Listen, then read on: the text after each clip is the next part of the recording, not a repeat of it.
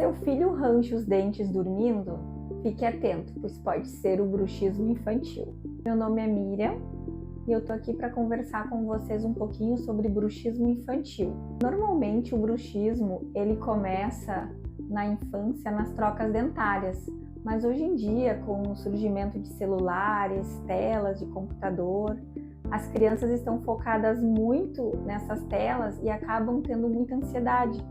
E isso também provoca bruxismo. Então pode ser uma tensão emocional.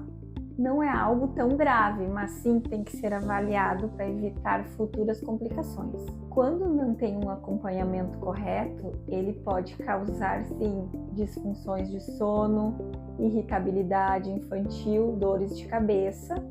Quanto antes fazer uma avaliação melhor para prevenir. O tratamento do bruxismo ele não é invasivo.